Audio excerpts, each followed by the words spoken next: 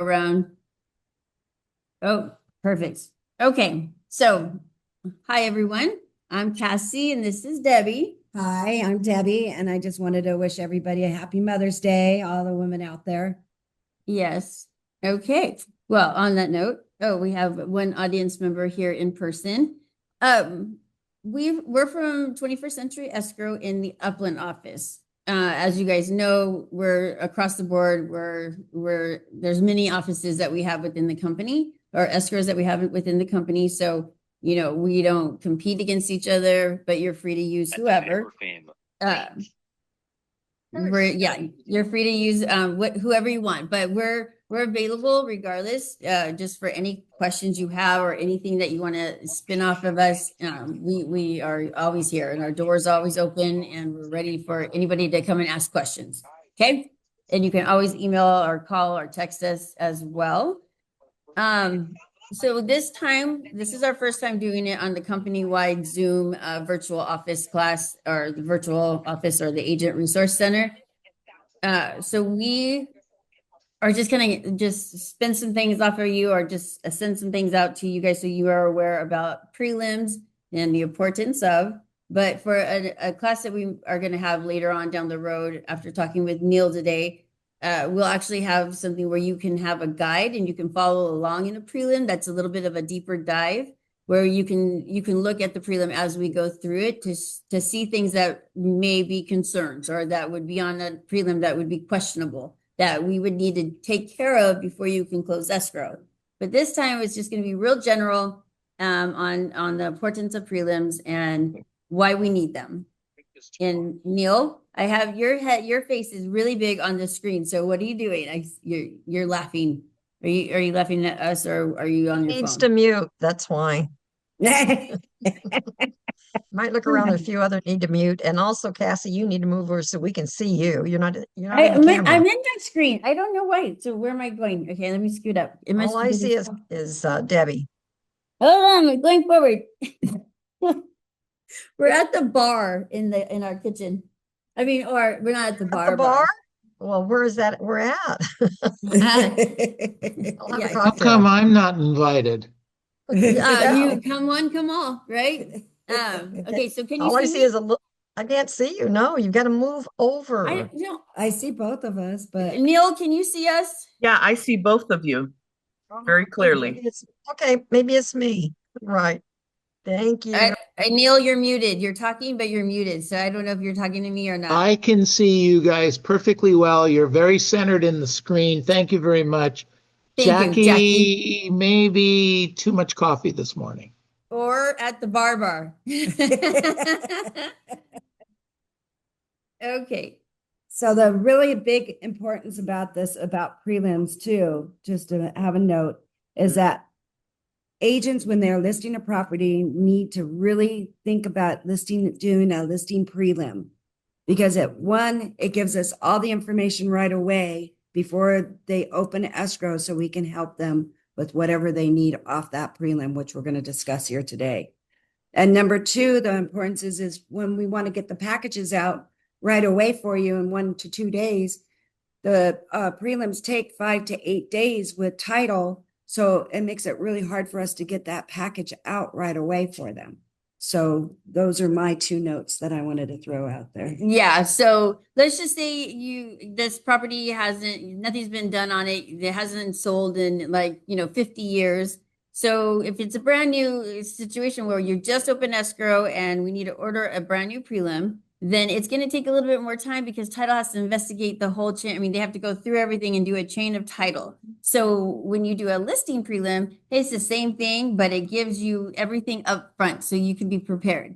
I suggest, even if you have a listing appointment or a potential appointment, that you go ahead and order a prelim. I mean, you can do that. That's what your reps are there to help you with. We can help you order. But the title companies and your reps, whoever you may be using, that's what their job is. And that's what they get paid for, is to help you on these kind of things. So it doesn't cost you anything. You just need to go ahead and say, hey, I'm going to be taking a listing. can I can I order a listing prelim? So then when you do go to open escrow, we actually already have one. And so it's already been run through the ringer and it'll be a lot faster for us to get an updated prelim once it goes into escrow. But the most important to me is when you take a listing or you're taking a potential listing and you order that prelim, you're going to know everything about the property that needs to be addressed. And we have an agent here, her name is Margot, and she's sitting here actually in person listening to our class today because she's very much an advocate. But she orders the prelim right away when she has a potential. And then she comes to us and she goes through herself. She's gotten really good at it, but she'll come to us and say, okay, here you go. Can you help me look at this and see? I'm not sure about this one. I'm not sure about that one. But at least when you do that, you'll know what you're walking into when you're at the property, and you'll be able to say, okay, wait, here's who shows on the title, who's the owner, which you think you're going to be because your friends are like, let's just say Mary and Bob Smith. But so you kind of prepare contracts that are under Mary and Bob Smith. Well, when you get a prelim, it actually says, oh, there's a trust. Okay, well, now your documents aren't right because it's not Mary and Bob Smith. It is Mary and Robert Smith, trustees of the yada yada yada. And they're just the signers, the trustees that are signing on behalf of the trust. So that can help just get that situation taken care of right away. But additionally, when that happens, what are we looking for? What are you looking for? You don't know whether you know if the property has solar or not. The sellers are saying, no, we don't have any solar. Well, wait, when you open a prelim, it'll indicate, oh, there's solar on this property, which means we have to get in touch with the solar company. We need to get a payoff, or we need to find out if it's a lease and if it's assumable or not. So even if it's something where they bought the property and it never got taken care of when they bought it, it's still something that's showing, and it's a defect or a lien that we have to get rid of before it can close escrow. So when you're going to be taking a listing and it's prior to, then we can help start getting those things taken care of before it even goes on the market. Like child support, if they even have a child support lien and it's not theirs, we can get those removed beforehand. Or we can order the demand right away, because sometimes that can take 20 days to get the child support demand. Or even though I'm noticing too with the payoffs lately, the first and second payoff, sometimes that's taking longer than normal too, because the lenders are being more sticklers about their signature has to match exactly as the deed of trust when they took it out back in 20 years ago. And so just little stuff like that we could get done so that we're ready to close your escrow when you guys are ready to close. Yeah, and so we can start helping ordering the payoffs, just so that we know also what your client's actually looking at, and when you're doing their estimates, it's always helpful on that. Also, if it's like, let's just say it's a property that's been, transferred to a successor trustee because parents have passed away, now they become the legal owners or the signer for the property. There's certain things with that. We would need copies of the original death certificate so that we can do affidavits of deaths. We can actually have those ready and prepared and ready to go, so that title knows, and we'd get a copy of the trust so that it matches, and we send it to title so they already have it signed off on. Like so we won't have to start from scratch. We can actually get that copy of the trust, and it saves on their system, or it saves in their system. So we won't have to address it again. Let's just say there's a deed of trust that the successor wasn't aware of. Like, no, my parents paid it off, 50 years ago. Well, something's wrong because it's still showing on title, and that has to be cleared, because you can't pass the property on to the new owners when there's a lien on the property. So that we have to deliver, or you have to deliver clear title at the closing. So that's just another thing. So that takes time, because we have to investigate. We have to go and figure out, okay, well, why is this on there? Does anybody have the paperwork of when the property sold? And then especially if that mortgage company happens to be out of business because it was so long ago, There's a lot of things that go into clearing items off of the title report. So we have one recently where there's a Bell's bond. There's an old deed that was recorded, a deed of trust, from when the parents had to put something or take a mortgage out on their house or put a lien on the property with the Bell's bonds company to get their child out of jail. Okay, so then, that was 20 years ago. Well, we have to locate the Bell's bondsman. We have to, get them to sign a sub and recon because they're like basically looked at as a private lender. So there's certain things that have to happen with those items as well. There's a lot that you can take care of before you get to that point where all of a sudden you open escrow and it's a 30-day escrow, or a lot of times we're seeing right now with the loan, 21 days close. Okay, so 21 days, but we have to start from scratch. And when we get the prelim, even if we say, can you expedite it, we'll get it in, let's just say 3 days-ish. And that's if we're lucky. Then all of a sudden there's 20 things on there that nobody knew about, or nobody knows what to do, or no one has paperwork. So if you would have gotten it beforehand, then we could do the process of elimination and start getting those items off and taken care of before you get to that point. It just saves time, and it's so worth it so that you even know what you're talking about when you go into your property, or when you go to meet with the clients, and you can say, oh, okay, so I saw that it has solar. Do you know if it's a lease or if it's a loan? Are you still paying on it? And get that information so you can actually speak a little bit more intelligently, or you can tell your client, well, guess what, Mary and Bob, I saw that the title, you actually put this property in the name of your trust. Oh, that's right. Okay, so then you get a copy of their trust right then and there. You say, okay, so that gets all straightened out beforehand, before you type your listing agreement, Margot, are you raising your hand? Oh, I thought you were raising. No.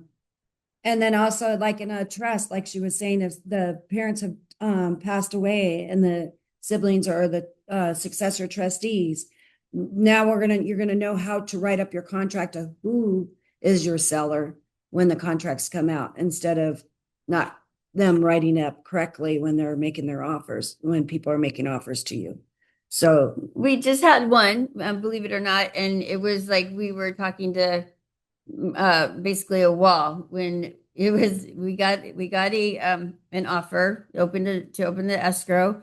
And I'm looking at the documents, and it's okay. It looks like the parents have deceased, so now it's in the successor. So this the successor is named, let's just say, Valerie, and the actual person that passed away was just an individual, a woman's name, and she was the trustee of her own trust.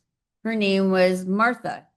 So knowing that, because I'm looking at the document, I'm like, okay, wait, this purchase agreement is actually signed by Martha, who's dead. I mean, who has passed away. So just because the agent didn't know, they just thought, okay, well, whatever, title showed, they went ahead and put that on their contract. So when they did their docu-signing or their e-signing, it automatically did Martha, who has passed away, and not the successor. So they had their documents wrong. And then it was when I said, oh my gosh, so how did Martha sign the purchase contract? Like, I need the successor to sign the purchase contract because Martha is dead. I'm so sorry. And they're just like, well, what do you mean?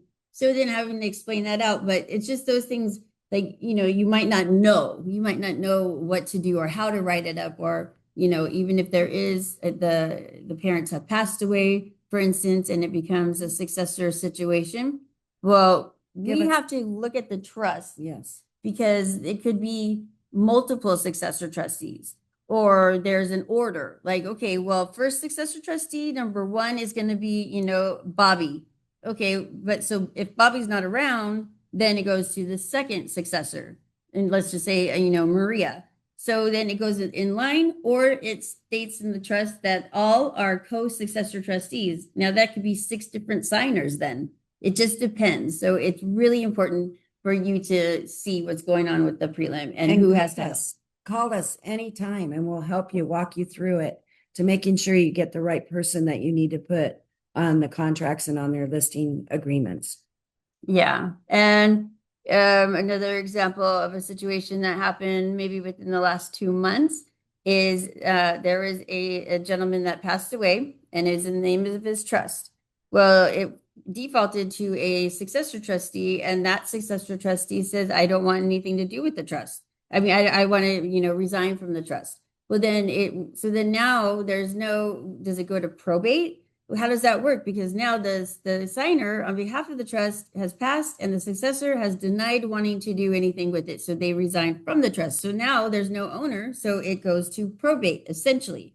That would be a probate situation. You already agreed to a 30-day escrow. Now you're in an escrow situation where you can't perform. Your seller can't perform because you didn't do your homework as the agent. But what we were able to do on that one, believe it or not, was read a little bit deeper into the trust, and it dictated that should the successor resign, then the beneficiaries can make a decision of who to elect for a new successor trustee. However, only 2 could be located out of the 3.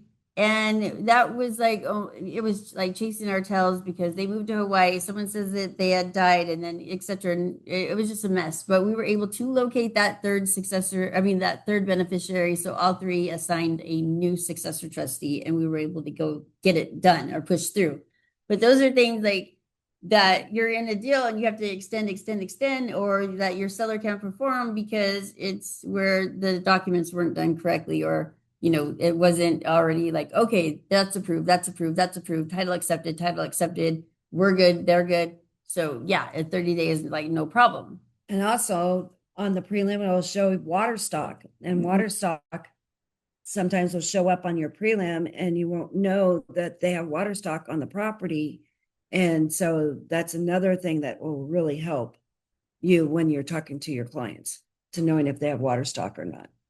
So for you, I don't know how familiar a lot of you are around our area in the Inland Empire, but San Antonio Heights, which is at the base of Mount Baldy and at the very top of Upland, that community, it has private water stock shares, which are ridiculous because each share, you have to have at least a quarter share of water stock that gets transferred to the buyer at close of escrow through escrow. And if you don't, then the buyer does not have water. And those shares are privately owned, any extra shares, and they go for about $14,000 if you could even get one. So those are little pockets there. And then in Phelan, there's pockets there, and going out to like Beaumont, there's pockets of little areas or little communities that they decided to have these private water stock companies and water stock shares. So it's really important for you to know what you're dealing with the client, because if you're not aware of that, and you go ahead and say it's on like city water or whatnot, and then it goes to sell, and then the buyer goes to turn their water on and they have no water, well, that's something that you should have talked with your seller about. And not everything's going to be that obvious, or that a lot of things happen where they're not aware, or they don't know that they're paying, let's just say, for HOA dues, because that's just one of those things, they have it on auto pay, so you have to go in and actually investigate and do your due diligence. Another thing before I go further, or before we say let's have some questions, that in your prelim, a lot of people don't know this, but in your prelim, it's like it's after like your requirements, it's after all the things that are listed as any liens on the property, and you keep going, and it's like towards the middle of the prelim. It will state on every prelim, let me see, I have one right here. It'll state the type of property that it is actually listed as, or how it's identified. So it will show, okay, like this is, for instance, this is First American, and it's listed under informational notes. And it's not very obvious, you just have to read it, and it will state, okay, this property is in a planned unit development. So that tells you right there that there's an HOA. So even when you go to talk to your potential client, let's just say, or your potential listing or your listing, then you can state in there, okay, so I see that that this property is a PUD, even though it looks like it's a regular house, and it's not a condo, not a townhouse, but there is a community and you do pay an HOA fee. Then you speak that much more intelligently to your client, because you already know that it's a planned unit development, so they are definitely paying some sort of HOA fee. So then that takes care of that thing right then and there in case your seller doesn't realize or think about it, or at least you'll know. We did have one situation where we had an agent in our Upland office that sold, or he had the listing and right on the peninsula down in Newport or Balboa, somewhere down there at the beach, but the really expensive houses. So it was like I want to say a $4 million house. And so escrow was going great. Everything's good. But then on the prelim, it showed that it was in a community, a planned unit development, and it didn't look like it. No one knew that. The seller didn't disclose to our agent because it was like their second home and they didn't think about it. Our agent just listed it as, regular single family residence and without any HOA information. As soon as that buyer found out that there was a HOA dues, they backed out, and non-disclosure. So that's really important. And then that way it'll actually tell you if it's a single family or if it's a multi-use or it happens to be commercial, so it's always in your prelim. It's just not very obvious and stated, and no one really talks about that part of it. But that is a very important item that's going to be in your prelim, that you'll know exactly what type of property you're selling or listing, etc. So it's kind of like a lot in a nutshell. I don't know, Leon, if we should open it up for questions, or Neil, whoever is controlling this. I thought Neil was the controller because we just talked a lot. Themselves. Okay, so if does anybody have any questions or any kind of experiences or anything that anybody wants to share? We're ready. We're ready here for you to ask questions. Quick question, Cassie. Do you have a one page on the process of escrow? Like from one to Yeah, I A to Z? actually had something I had when because we've been doing these classes for a very long time in person in our Upland office. So I put together a nice little chart, but I need to switch over because I have everything from Escrow Hub, our former escrow company, but I created them, so it's another thing I'm gonna do is revamp it so it's all with everything 21st century escrow. But I do have it, and it's a guide for, and then there's two other pages that are behind it where it shows, okay, well then let me just break it down a little bit more. This is what the seller's responsibilities are, or if you're the seller, this is your Perfect. process. And then if you're a buyer, this is your process. But then That would be I really have a helpful. one pager. Yeah, it's a chart and it's pretty cool. So yeah, I Okay. do have that. I'll Thanks. share it. Yes, for sure. I just have to change the logos. So, all right, let's see here. Neil, do you have any questions? Jackie? I don't know if you Okay. touched on it or not, but what about solar? Oh, solar. Oh, yeah. I can't believe we have all the ones that we didn't talk about, which we have been did dealing. talk about solar. The solar, we did Yeah, say solar? we talked about solar you? and said, I don't at remember. the very I- beginning, we were talking about the solar and why it's important to know if they have solar or not, and that it'll show on the prelim so they can ask their I clients think about we solar. forgot about Well, that. what about whether it's a lease or a purchase, or because some of them say they're purchased and then you find out they're leased. Did I say that about that? Yes, I, you already did. I think we did talk about it. Debbie said I talked about it. Yeah. So yeah, that's Well, what's then important. don't is talk that- about it again. Okay, right. So if it's a lease, just so you know, usually if it's a lease, on the prelim, it'll have two items. One shows that there is a solar contract on the property, and then the next item will be something else that says about the solar producing something or other, and that means that there's financing. So that means that it's usually a lease. So if there's two items that are listed back to back, that's usually going to indicate that it's a leased solar system, solar contract. If there's only one, it usually will mean that there is that it could be a loan, or that there is a previous contract on the property that we need to get removed because there is solar on there, but it's like null and void, or it needs to be transferred, but it's paid off. But usually when they're paid off, they get removed Yeah, and then you eventually. wouldn't see it. There was somebody asking about how do you know the vesting and how to write up who the seller is on a prelim, and it's because if the parents are deceased, then you're going to know that and we'll help you write that up. If the people are still alive, the prelim spells out exactly as the seller's name on the prelim in a trust.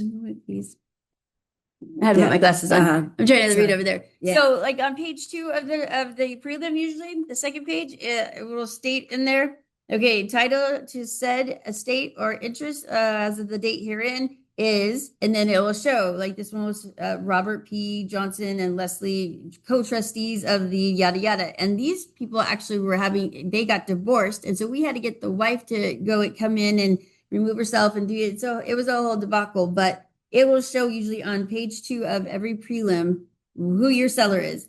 And if it says somebody else, but you're talking to Bob and Mary and it shows Robert and Leslie, then that means that something broke, because they will say subject to items number like 14 and 15, which means that something happened, but it wasn't done correctly. So they need to like do an if there was an uninsured deed, if there was a transfer that was just done at the county recorder's office and that there was nothing backing it. So we'll have to prove that transaction or that deed that transfers the ownership was done properly, and those people truly did transfer it to your current people that you're speaking with. So I had to put my glasses on because I can't see over there. Okay, this one question right here. Oh, right there. Okay. Yes, correct me if I'm wrong. Prelims is run after escrow is open. No, that's what we're explaining. Yes and no. Yes, but you should open a listing prelim. Listing prelims will help us so things won't go wrong when you're in escrow. Also, it gives us time to knowing the prelim and helping you so that we can be ready to open your packages at the very beginning when you open escrow. Otherwise, it can take 5 to 8 days for us to get that prelim to send out your packages. Okay, so if I'm going really close, it's because I'm trying to read on the little screen. So that was in reference to Ignacio's question, but at the very end, you said, so do you ask the title company to run it when you take a listing? So yes, that is 100%, because it will know when you're writing your contracts of who is actually on title and if they are truly the people that you're speaking to. And so then that's that's not in the trust, or they think that it was in the trust and then it's not, it's actually them as individuals. So yes, when you ask your title reps, it's like, again, it's free. It's what they get paid for is you. I mean, you're using them as your rep. So utilize them. And so you can call and say, hey, can you open up a listing prelim so that and then you give them the specs on it. It'll take a few days for them to get it to you. But then that way you have ahead of time, who exactly is the people or who the people are. Because if you write it whatever which way you want to, and it's not correct, and you open escrow and we do get the prelim, then all the contracts are wrong. And everybody that you've been going back and forth with, I mean, everything from the point of taking the listing to getting it to contract with the purchase agreement have been all incorrect. So yes, it's the same thing. And then when you do open escrow, then it makes it so much faster to get it updated. We have to just update it with the current people, the current buyer, the loan amount, the et cetera, et cetera. So it's a lot faster, but at least you already know that those people are the correct of how you're writing your listing agreement and everything else. Okay, so next is what happens with disclosing the commission of Split between buyer and selling agent to buyer's agent. Okay, what happens with disclosing? Okay, well, so I think you're asking, so we do separate commission instructions, one's for the listing agent, one's for the selling agent. Okay, so we know the selling agent doesn't have to disclose to the buyer's agent of what the commission that they are getting paid. So they have their own. And then usually you're asking for the seller to pay for the selling agent's commission in your offer, and whatever that ends up being, it ends up being. So then there's a separate commission instruction. So it's not really being, the only one that will be disclosed is what the seller has agreed to pay the buyer's broker. So that's a separate one. And now with the buyer broker agreements, What they are asking for on the buyer broker, they say 3%, and the buyer signs off on it and says, okay, so I know that I'll have to pay 3% if the seller doesn't pay it, but obviously they want it to be done so that the seller does pay it. But the seller comes back and says, I'm only going to pay 2%. Then it's where then in that case, there's that 1% that's left over that the buyer already agreed to that's not being paid by the seller. So then there's there's potentially a third commission instructions where it shows that this is going to be paid by the buyer to the selling agent. And then this one is going to be paid to the selling agent by the seller. And then you have the listing one as well. So it just depends. And then if the buyer, if you agree then to reduce that and only make it the 2% that the seller agreed to pay, and so that 1% comes off, then there is a mandatory form that is the modification of terms. And that is pretty much only to say that, okay, the buyers or the selling agent is accepting 2% as opposed to 3%. So that gets the buyer out of that 1% extra. I don't know if that's the question or if that answered it. Okay, thank you. All right, so let's see here. Is there any other ones going up here? Oh, I can see you. Okay, I see. Okay, I want to know about. Okay, how to write the correct thing. Okay, so you guys can always, again, we're available anytime. Usually, and I'm available after hours most of the time and on weekends. But that doesn't speak for Debbie, and it doesn't say always, but. We're available here Monday through Friday, always. We're just good. We're ready to take questions whenever. You can call us, text us, email us, and then just ask your questions. And again, these are questions that are even the most seasoned agents will still be guilty of doing. Like these are things that, okay, wait, you've been around a long time, so I know that you know how to do this, but things change or things, you need refreshers and then if you're brand new, I mean, we are here and you don't have to feel dumb. It could just be between us. If you have no idea what we're even talking about, what's a prelim, let us know. We'll help you. So, and then if you need help with writing it, or if you do have a prelim that you want us to go through, because it's like confusing and there's other things that it looks like that they should be important, but they're absolutely nothing. Or like, what do you mean there's CC&Rs? Almost every property has CC&Rs, but it doesn't mean that there's CC&Rs for an association. So there's things that are in here that look crazy, but really don't mean anything. So can you post in the info chat? Oh, yes, absolutely. Let's see here. Can you post in the chat our info? Please. So again, and I do like to we still like to have in-person meetings in our Upland office when possible, but this will be a little bit easier too since we're so spread out now, and then after talking with Neil, it'll be easier for us to have a class where we're actually you guys are following along with us in the prelim, for instance. Or, we sometimes will do something where it's the 593 tax withholding form, which a lot of people do not know what that means. And not that you're a tax person, but your client's going to need to know that hey, it's a rental, that 3 1/3%, let's just say, is getting withheld for their proceeds and going to the state immediately. So it's just discussing things like that with the different stuff that you guys should know. Or at least be aware of, so that you can have a conversation with your client. But then you can always say, but that's when you get into escrow, don't worry. But let them know, like, hey, you can have money that's going, that's not all yours.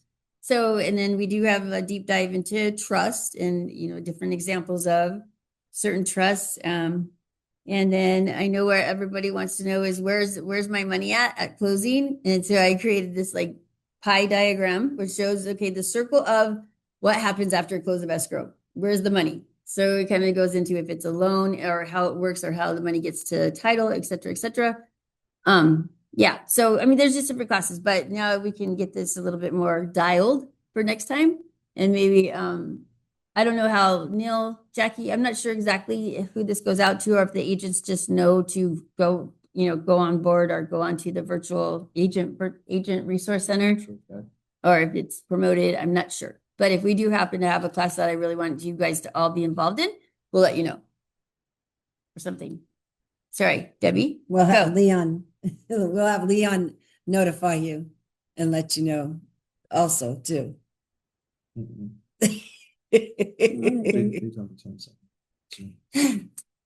Wait, I'm back. Leon was telling me something. Okay, so I don't know, Neil, the controller, I haven't heard from him in a very long time. So are you still with us, Neil? Yeah, I didn't think so. Thank you. Okay, so anyhow, okay, well, if anybody has any questions, again, thank you, Jeff, for putting our contact information Yes. up there. Again, we're here. And Margot, do you have anything? Not at this time. Well, the only thing I will say, Wait, Margot, come over here. Margot, I've known her for 25 years or more. I don't know if you can see her. longer. Oh, yeah. The one thing I will say is I've been working with Cassie and Debbie for a very long time, and they are always there to help me. When I have a question, and especially with the prelim, because she's right, I order the prelim before I go on an appointment. Because I want to know what's going on and I want to let the sellers know what's going on. Cassie and Debbie are always there to help me when I have a question on something that's odd or different. So I can't speak highly enough. of Oh, thank Thank you. you. She did not get paid for that. No. So, okay, well, thank you very much, guys. We're gonna sign off because it's a busy day in escrow, and but we appreciate everyone that was on here, and we appreciate you guys, and we're here for you. So, And happy Mother's Day again, Mother's Day weekend. yes. All right, bye. Thank you.